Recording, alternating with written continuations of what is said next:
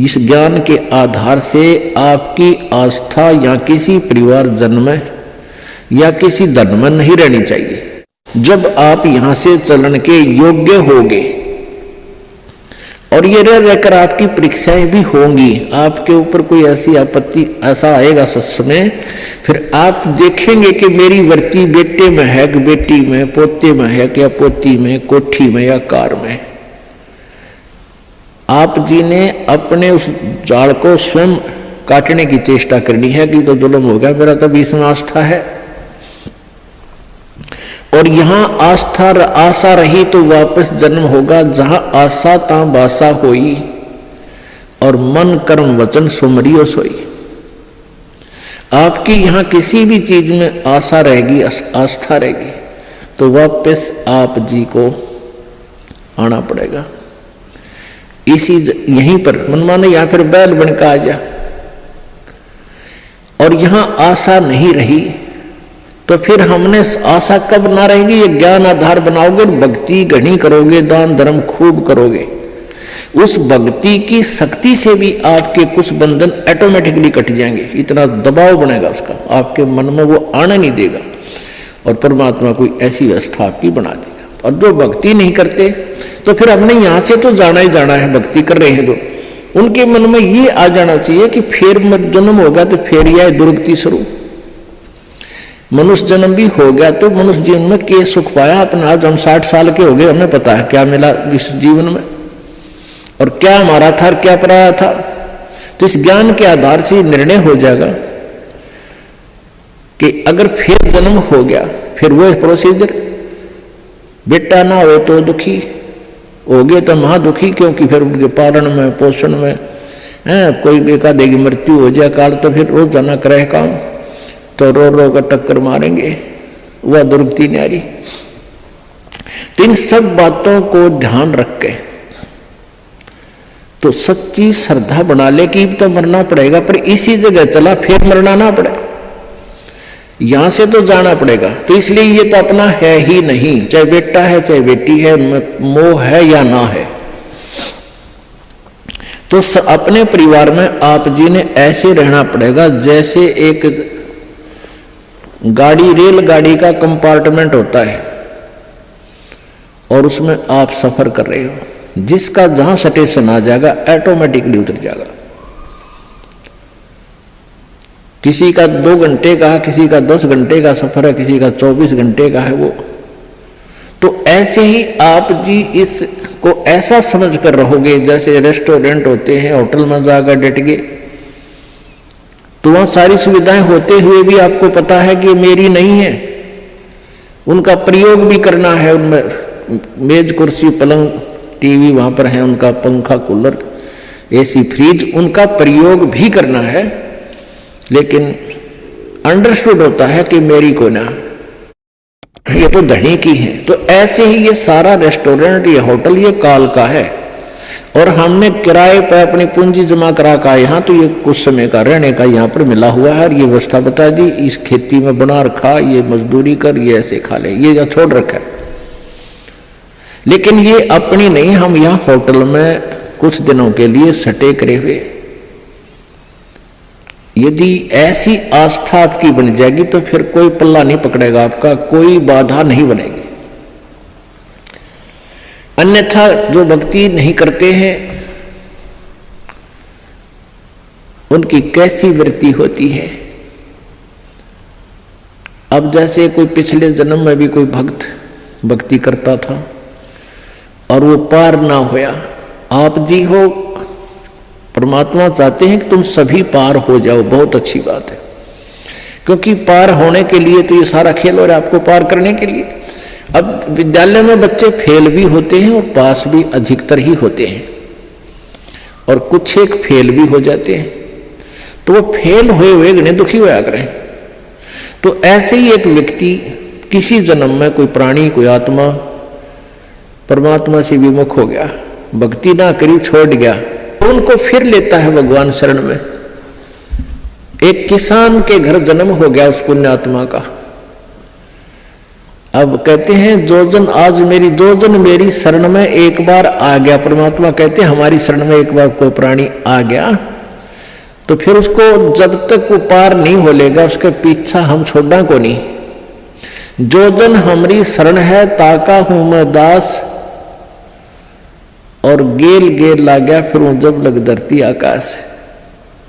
तो उसी विधान से परमात्मा उस किसान के पास गए और किसान से कहा कि भाई, किसान पहले बैठे, राम रमी हुई, क्योंकि पिछले संस्कारी जो भक्त होते हैं वो कहीं भी जन्म ले लो उनमें वो भाव श्रद्धा बनी रहती है। आओ महाराज जी बैठो जी, बड़ी आसन दे दिया, आप नीचे बैठ गया भगत की तरह। तो महाराज जी तो फिर महाराज जी होते हैं, हमने भक्ति का ज्ञान सुनाते, परमात्मा की चर्चा शुरू कर दी। तो किसान कहने लगा कहाँ जी भक्ति तो मैं करता हूँ, क्या भक्ति के, तो मंदिर में जाता हूँ, शिव जी की पूजा करता हूँ। फिर सारी बात बताई, भाई यह भक्ति ठीक नहीं, भक्ति की विधि ये है जो आपके शास्त्रों में लिखी हुई है, कैसी करो। अच्छा जी ठीक सत है, भक्ति भी कराएंगे। भाई फिर उपदेश ले ले। अगना जी नहीं, ये तो बच्चे छोटे छोटे हैं, ये थोड़े से ठीक हो जाए, अपना काम संभालन जोगे, फिर महाराज जी तेरे आप पक्का चेला बन जाऊंगा। लाख समझाने पर भी नहीं माना, यही कहता रहा। परमात्मा चले गए। कुछ दिनों के बाद फिर गए, देखा क्या किसान के 2 लड़के थे, उन लड़कों के भी बच्चे हो रहे, उन खिलाने लग रहा खूब प्यार से, सीने से लटा रखे पोते। परमात्मा फिर गए, किसान भाई भगत जी देवता तेरे बच्चे भी समझदार हो गए हैं और खेत का काम संभाल लिया, तू आजा भक्ति कर ले, नाम ले ले। ने बोला महाराज जी देख छोटे छोटे पोते हैं, बच्चे खेत में जा हैं, काम कर रहे हैं, और मैं इनको बाद में संभाल रहा हूँ, अब मुझे फुर्सत नहीं है, थोड़े ही बच्चे पोते बड़े हो जाए थोड़े से, फिर मैं भक्ति करूँगा। बहुत कहने पर भी नहीं बोला ना बाबा जी दुखी ना करे मैंने, क्यों पोते घने पैरे लग गया करे। यह काल का एक भयंकर जाल आगे और बढ़ा देता है उसके ऊपर। अब बेटे तो उल्टे बोल रहे, कोई धमका दे, कोई खुड़का दे, और वो पोते बोल रहा करे पैरे पैरे, तो वो घने प्रिय लगते हैं। न बोले बाबा जी तू तो सब ऐसा ही, तेरे को लाग नहीं, कोई संतान नहीं, तेने क्या पता संसार के उसका है, कह दिया भक्ति कर ले, भक्ति नहीं होया करे, पोते बड़े हो लेंगे फिर बात करूंगा तेरे से, फिर जरूर नाम ले लूंगा, पक्की बात हो रही। नो टाल टूल दिया। अब 4 साल के बाद फिर आए परमात्मा संत जी रूप में। तो घर आके पूछा कि भाई तुम्हारा वो कहाँ गए तुम्हारे पिताजी दादाजी। वो पता चला कि वो तो मर गए, 4 साल हो गए, मृत्यु होगी।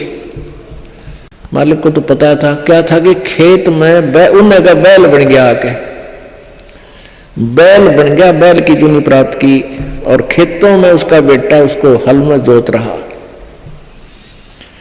अब परमेश्वर वहां पहुंचे, वो लड़का भी जाने था, महात्मा कई बार करते रोक दिया, कहा महाराज जी कैसे आना हुआ कि भाई डट जा तेरे बाबू, तो 2 बात बतलाऊंगा। उस बैल के कान में निकट सी जाकर कहने लगा, रे भगत अब तो आजा मेरी शरण में, तेरा शरीर छुटवा दूं बैल का, और नाम दे, तेरे को मनुष्य जीवन दे दूंगा, और तू चाल देख दुखी हो रहा, तेरा लठ लग गया, तेरा बेटा लठ मारे हैं, और तेरी के दुर्गति हो रही, तो के क्या है वो बैल ने कहा बाबा जी तू बोल मत, अब मैं यहां से मर जाऊंगा, दूसरा बैल आ गया, वो थोड़ा काम करेगा, मेरे बेटा नटोटा हो जाएगा, वो तेरा गजब हुई। परमात्मा बोले अच्छा भाई कोई बात ना, ले धन बना तो बेटा गए। अब कुछ दिन के बाद वो बैल भी मर गया, मृत्यु के बाद वो सांप बन गया। अब सांप को याद होता है उसने कहीं धन गाड़ रखा हो, पहले जमीन में दबाया करते चोरों के डर से, धन जेवर दाब दिए, पैसे चांदी के हुआ करते सिक्के, वो लुको दिए, छुपा दिए, तो सर्प बनकर वो वहीं घूम रहा है। अब वो पुत्र वधुओं ने देख लिया शोर मचाया, सांप साप, उन बेटिया ने मारा लठ उसका, वो मोरी में गए निकल गया, पर एक दो लाठी अच्छी लगी इसके, कंडे में होगा बीच तय। वो सहज सहज धीरे धीरे सरक कर बोझड़ों में झाड़ बोझड़ा में पड़ा। जब परमात्मा गए, कहा सुना भगत जी अब आओगा मेरी शरण में? ने बोला जी जान बचा दो मेरी और अपनी शरण में ले लो। मैंने देख लिया कोई नहीं किसी का। परमात्मा बोले सांकड़ी तोड़वा का आया तू मेरी शरण में? आया था पर ये हड्डी तोड़वा के पसड़ी तोड़वा के, जब आई तरह समझ में कोई नहीं किसी का। और हम रोज रोन लाग रहे कोई किसी का, कोई ना अपनी भक्ति करो। कहते एक लेवा एक देवा दूतम, कोई किसी का पता नहीं पुतम, ऋण संबंध जुड़ा एक ठाठा, अंत में सब 12 बाटा। तो परमात्मा इतने दयालु हैं, फिर उसको शरण में लिया, दोबारा मानव जन्म दिया। आगे देखो सूत में होगा कि ना, फिर वह बीमारी शुरू कर ले मन माने। तो ऐसे दयालु है परमात्मा, पुण्यात्माओं। ये मनुष्य जीवन बार बार नहीं मिलता और ये ज्ञान नहीं मिलता। आपके ना जाने कौन से जन्म के पुण्य, बिना गिनती के असंख्य पुण्य आपके साथ हैं और विशेष कृपा परमेश्वर कबीर जी के आपके ऊपर है, जो आप यहां पहुंच रहे हैं और ये ज्ञान आप तक पहुंच रहा है उन पुण्यात्माओं के न्यारे कर्म है इस दुनिया में। और परमात्मा कहते हैं समझा है तो सर दर पाओ, बहुर नहीं रे ऐसा दाव। बोल सतगुरुदेव।